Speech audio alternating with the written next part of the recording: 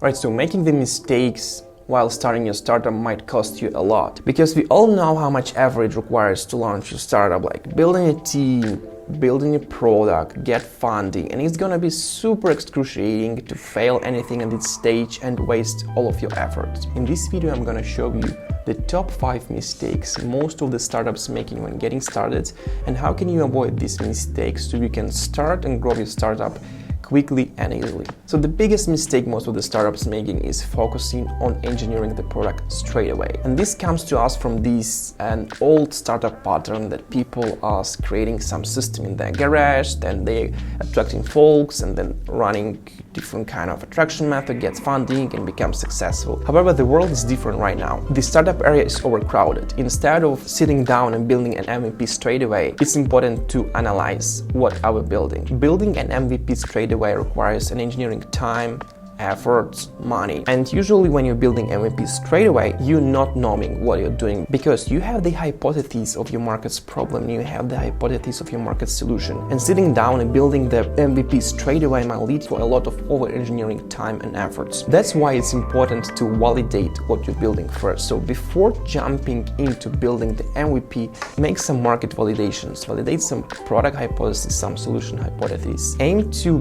build minimum engineering stuff possible to create the prototype that will let you validate your product instead of focusing building a complete MVP product straight away. The next mistake is trying to build a perfect product and a perfect offer from the beginning. And this mistake usually comes from the default understanding of how people think startups work. So they think, okay, let's take a look on Facebook. They just created the perfect product, launched it, and become very successful.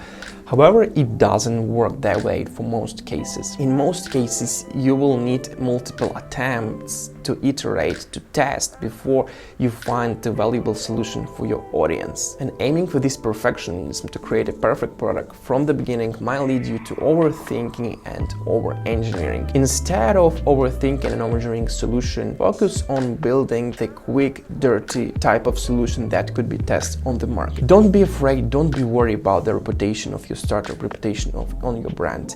The benefit of the startup is that you are not known yet, and then that you can iterate and test and see what works, what doesn't. Even if you are known, you can create a dummy brand for your startup to offer some kind of dirty quick solution and test it on the market before moving forward. So don't get into the trap of building the perfect offer first. The perfect offer, the perfect product requires iteration. Do the quick and dirty prototypes that will let you understand what your market needs, and only after that, making a few of those prototypes and learning from the real market interactions, you can build your perfect product, perfect solution. It requires a bit time and effort, however, it's much more efficient than trying to build product straight away. The next mistake when starting a startup is applying a corporative management style. And this is a really common behavior because most of the startup founders came from either cooperative environment or with the corporative knowledge, and they know how the processes work there, how the sales work, how the engineering work, how product management work, and they just trying to apply all this mindset to the startup straight away. And usually it overcomplicates things, creates things very hard, adds some bureaucracy, and hides the real problem. The luxury of the startup is that you have a creative environment. The startup functions in the condition of extreme uncertainty. That's why it's important to learn your own management style. Every startup has the potential to create a new industry, new market. So this is important to set up your foundation of your management style, of your culture from the beginning. And most likely your management style, your way of doing startup, your way of making decisions, your way of making things will contradict with well-known industry standards, well-known corporative styles, because the startup conditions are really different and startup focusing on different objectives than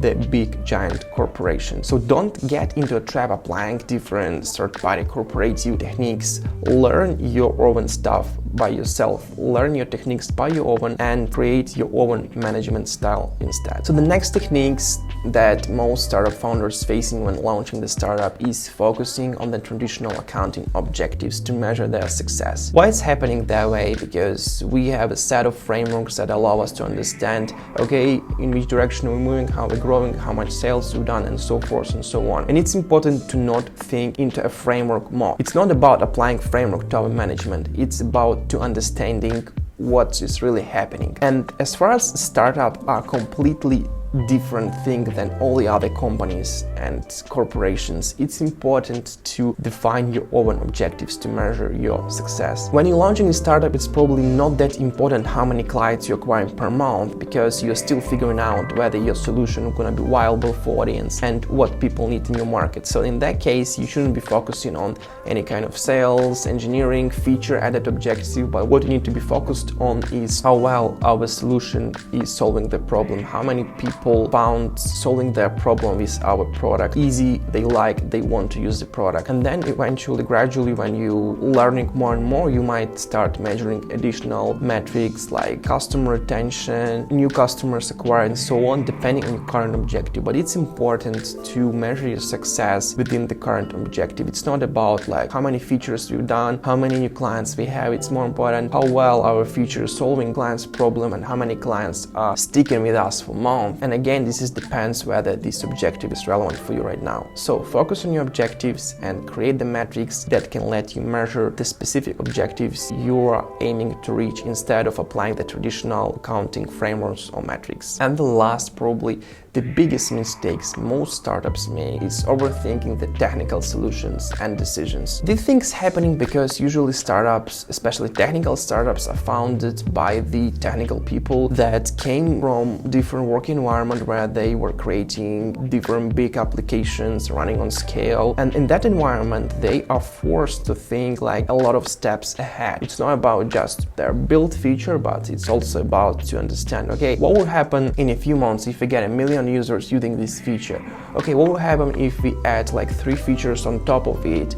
Will it work the same way or it would work another way? And this is definitely makes sense for big corporations, but for the startup, this kind of thinking is a recipe for the failure. Because as I already been mentioning, startups are functioning in the conditions of extreme uncertainty. It means that everything we're building in startup is just hypothetical. We don't yet know if this solution is viable or we need it at all. The reason behind we're building it is just that we want to validate and want to test that this solution will work or not. And our objective for building the feature in our prototype, in our MVP at the beginning, are just to validate. So it's not really important how this feature will behave in a month, 2 months, when we have millions of users, how it works with other features. What's important is how to engineer this feature in the quickest possible way so we can put it in front of a customer and see whether the solution is viable or not. For that reason, we shouldn't be focused in any like complex over-engineering infrastructures.